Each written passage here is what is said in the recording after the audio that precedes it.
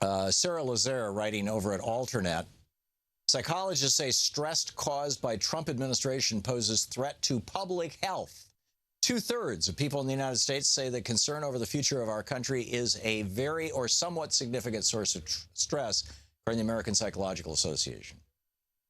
A friend of ours, Louise's and mine, the other day made the comment to us that she had never really paid all that much attention to politics, but given what's going on right now with Donald Trump, she's starting to pay a lot of attention to politics, and it's kind of freaking her out. This seems to be an epidemic. 7 in 10 black respondents, 56% of Latino respondents, 42% of white respondents said basically they are very or somewhat significantly stressed by the Trump presidency. Millennials are bearing the greatest burden. 58% of millennials report the outcome of the election as a key source of stress, according to Sarah Lazare. And then she goes on to document these high levels of stress appear to be harming public health. Quote, the percentage of people reporting at least one health symptom because of stress rose from 71 to 80% over just 5 months. Roughly a third of respondents reported headaches, feeling of overwhelm, anxiety, depression, or sadness. So are you stressed out by the Trump administration and the Republicans being back in control of everything? I know I am. And the way that I've been dealing with it is by doing this show, frankly. I have an outlet. The thing that causes the greatest stress, the thing that produces the most noticeable fight or flight response, the thing that is most likely to produce anger or even rage, is a feeling of powerlessness. And my sense is that a lot of people are responding to that feeling of powerlessness by essentially doing what I'm doing. I mean, not starting a talk radio show, but processing this with friends, family, whoever will listen, and doing something. We see this explosion across the country. This group, indivisibleguide.com, ourrevolution.com, MoveOn. I mean, there's a bunch of MoveOn.org. There's a bunch of groups out there, pdamerica.org, Progressive Democrats of America. There's a bunch of groups out there that are mobilizing people to protest and mobilizing people to show up for town halls, particularly Republican town halls. But, you know, we want to show up for Democratic town halls as well and let our elected officials, you know what we're saying and or what we're thinking and all that kind of thing. And so, you know, I've found the best therapy for, I haven't had nightmares in years. And I got an email from one of my kids the other day saying, you know, I'm having kind of scary dreams about the Trump presidency. And I sent back a note describing this nightmare that I had. It just, you know, it woke me up about 3 o'clock in the morning. It was the first time I've had anything like this in a long, long time. And in my dream, I was running through the streets of Washington, D.C. I think I mentioned this on the air back when it happened, very briefly. Running through the streets of Washington, D.C., which looked kind of like Aleppo. I mean, buildings were bombed out, and you know, there were like dead people in the streets. And the sky was filled with dust and haze, and off in the distance, I could see mushroom clouds. And there was this helicopter gunship chasing me through the streets, shooting at me. Now, I've been in war zones, you know. I mean, I was in Uganda during the war with Idi Amin. I've been in some. Yeah, I was in Colombia. I was in Bogota and Medellin in the 80s during the height of the drug wars. We had bombs going off around us. You know, one of the people working with us was kidnapped. When I was working with Solemn in Germany, you know, 2 of our people actually went into Lebanon. I was supposed to go on that trip and ended up not going. Got kidnapped. In fact, they were the last 2 American prisoners released from Lebanon back in the late 80s.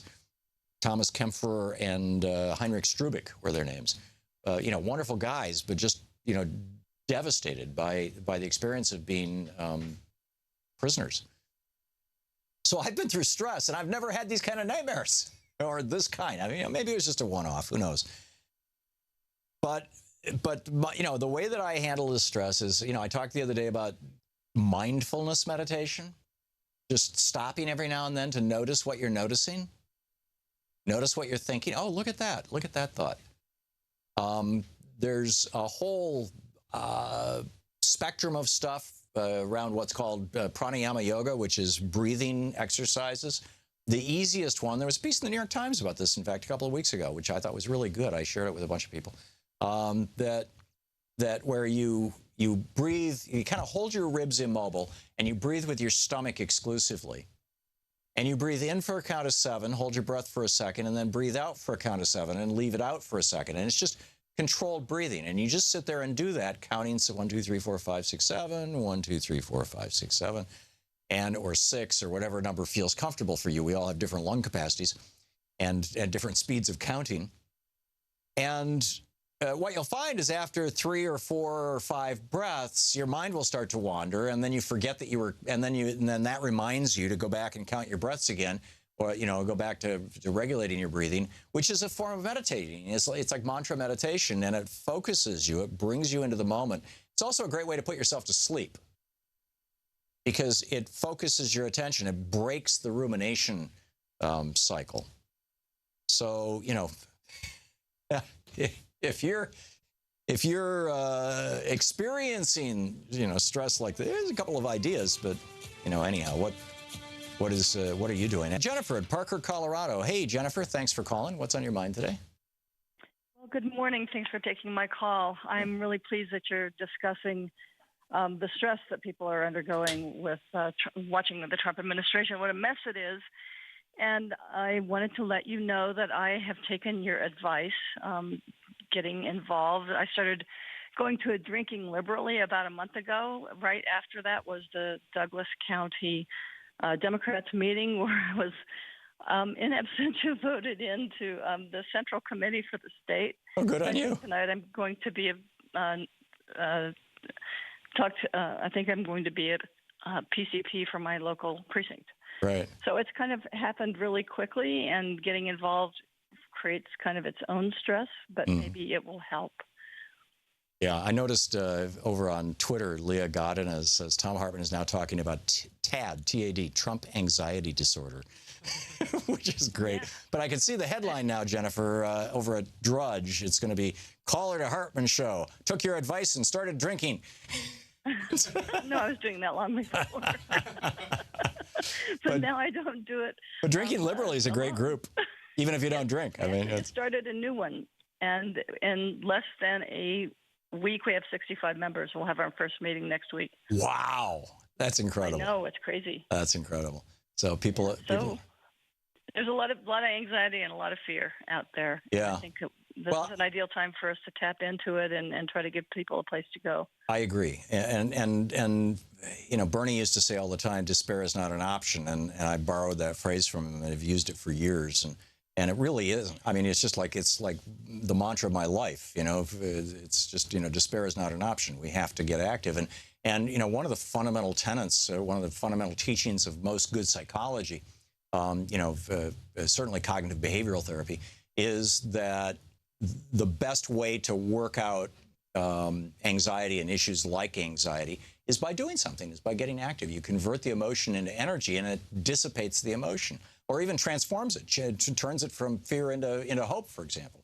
So, Jennifer, good on you. And I thank you very much for the call, and thanks for sharing your story with us. And congratulations on getting inside the machine and doing something about it. That's wonderful. Margie in Cary, Illinois, watching Free Speech TV. Hey, Margie, excuse me. What's on your mind?